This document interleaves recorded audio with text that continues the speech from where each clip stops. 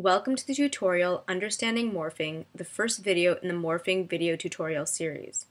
So objects such as smoke, water, hair, fire, clouds, etc. can be time-consuming to animate because these effects are slow-moving and therefore require a large number of closely placed in-between drawings. So the idea behind morphing is to take two relatively simple shapes and let the software generate the drawings in between.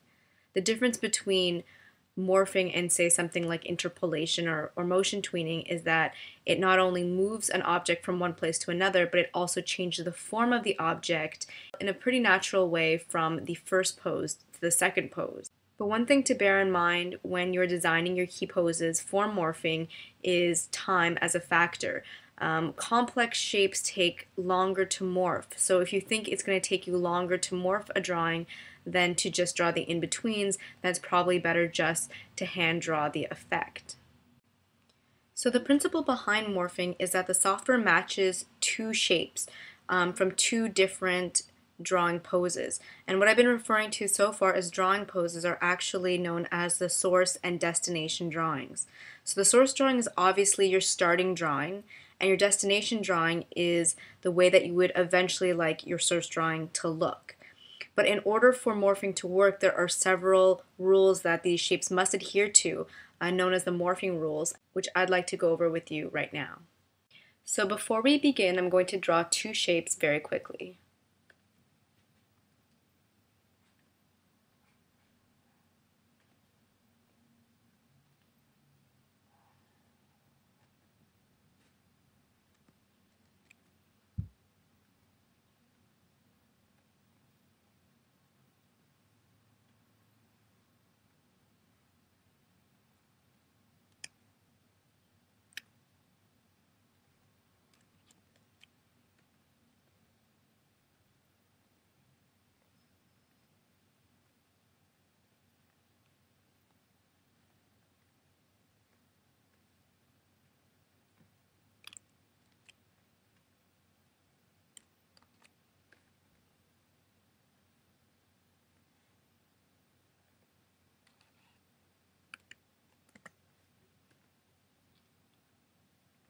Okay, so on our source drawing, we have two shapes. We have a square with a black outline that was created using the brush tool.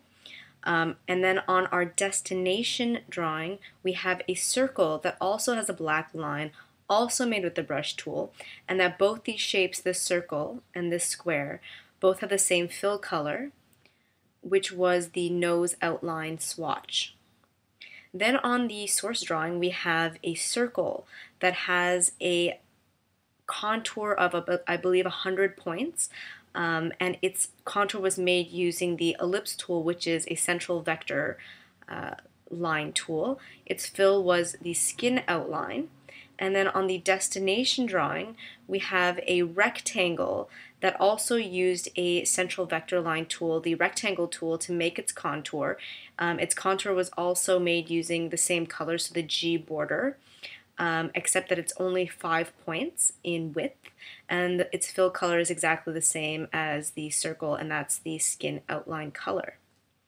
So the first rule in morphing is that similar shapes will morph into similar shapes, and I'll show you what I mean by actually creating a morphing sequence. So I'm going to right click on all these cells here and select morphing, create morphing. Oh, I think it's because this one's highlighted. So let's try that again.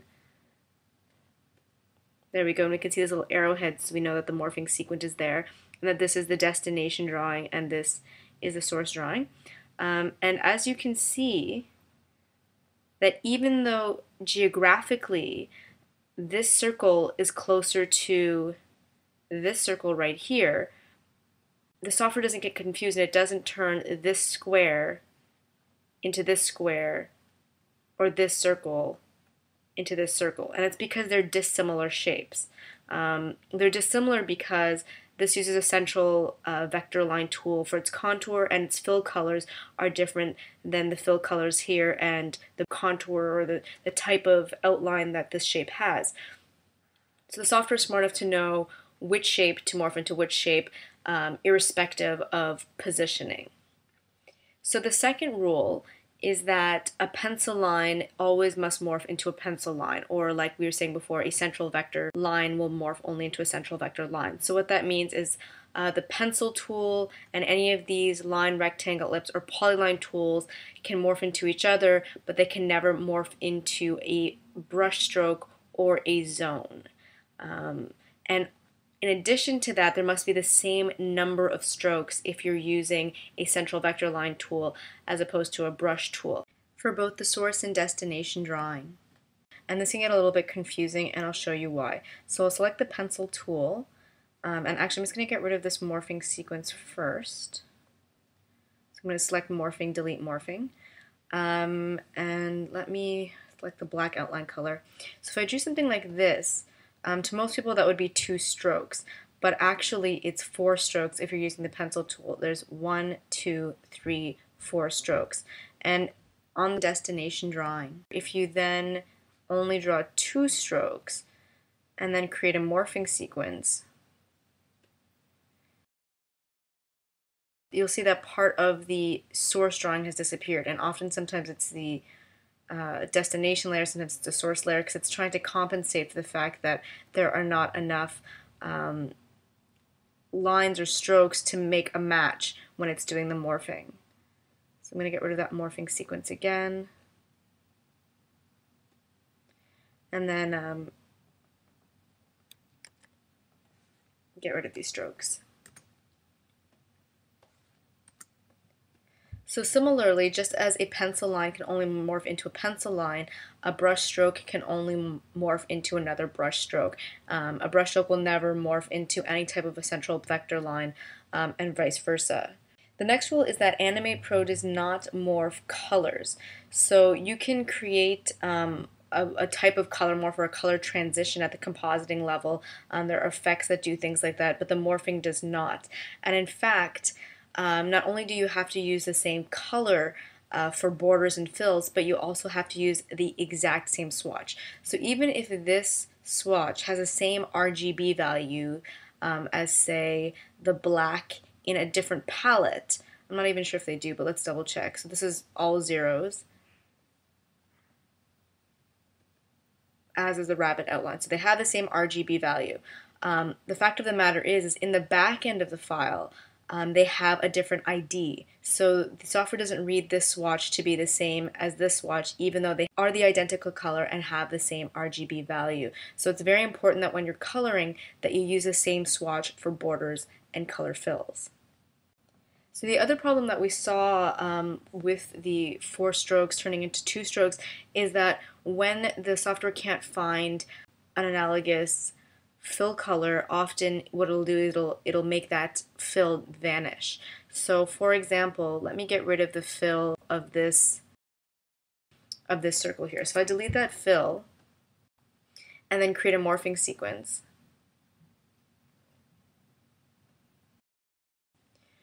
We're really going to start to see something weird here. But if we exclude the outlines, so the outline of the square and the outline of a circle, and we just take a look at the square fill, you'll notice that from the source drawing to the destination drawing, it just completely disappears, and you never want that. So you have to really be sure that for whatever you have in your source drawing, you also have a corresponding fill in the destination drawing. So the last drawing rule is that whatever you create on the source drawing in the line art layer, you must also create a corresponding drawing in the destination drawing in the line art layer, and the same goes for the color art layer. So you can never have something on the line art layer in one and then the color art layer on the other. So for example, let me draw something on the color art layer.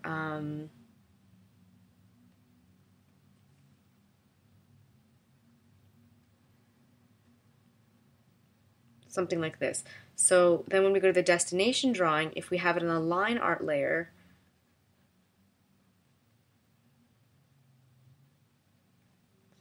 you'll see what happens. Like it's, once again, it's like one is disappearing and the other one is appearing, but they're not morphing into each other. It's like they're 2 separate objects. The software isn't registering that one is supposed to morph into the other. But then if you take the peach circle and paste it on the line art layer, So now both the peach square and the peach circle are both in the line art layer. You'll see as you move your playhead across that the circle now morphs into the square. And if you're like me, you're finding this sort of distracting, so I'm just going to paint in this circle once again. And there you can see it. So those are all the morphing rules, but let's go over them one more time. So drawing elements on the source drawing will morph into the closest similar shape on the destination drawing. A pencil line can only ever morph into a pencil line, so in other words, a central vector line. A fill shape can only morph into another fill shape. Brushstrokes are also included in that category. A color swatch can only morph into its identical color swatch.